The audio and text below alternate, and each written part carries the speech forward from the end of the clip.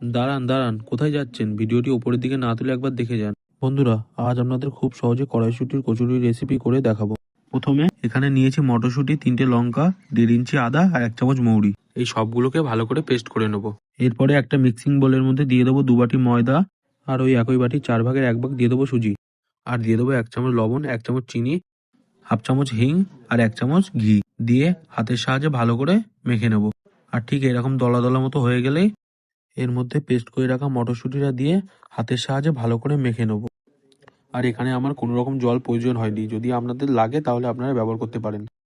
এরপরে ওপর থেকে একটু তেল দিয়ে ভালো করে তেল মাখিয়ে 10 থেকে 15 মিনিটের জন্য ঢাকা দিয়ে রেখে দেবো। এরপরে ঢাকাটা খুলে নিয়ে ছোট ছোট করে গোল গোল করে কেটে লুচির মতো নেচি করে নেব। এরপরে একটা করে নেচি ময়দার মধ্যে ডিপ করে নিয়ে বেলে নেব। আর বেলার সময় কোনো রকম তেল ব্যবহার করব না, এতে লেগে যেতে পারে। ঠিক এইভাবে বেলে নেব। এরপরে কড়াইতে তেল গরম করে নিয়ে একে একে কচুরিগুলো ছেড়ে ভেজে নেব। আর কোনো রকম নাড়াচাড়া দেবেন না, আপনি থেকে উপরে ফুলে উঠবে। এইভাবে এপিট ওপিট উল্টে পাল্টে লাল লাল করে ভেজে তুলে নিলেই গরম গরম কড়াইশুঁটির কচুরি তৈরি। এইভাবে গরম গরম বানিয়ে খান আর কমেন্ট করে বলে যান রেসিপিটি কেমন লাগলো। ভিডিওটি শেষ পর্যন্ত দেখার জন্য ধন্যবাদ। আপনারা দেখছেন বাসু কিচেন উইথ ব্লগস। আরও নতুন নতুন ভিডিও দেখার জন্য চ্যানেলটিকে সাবস্ক্রাইব করে পাশে থাকুন।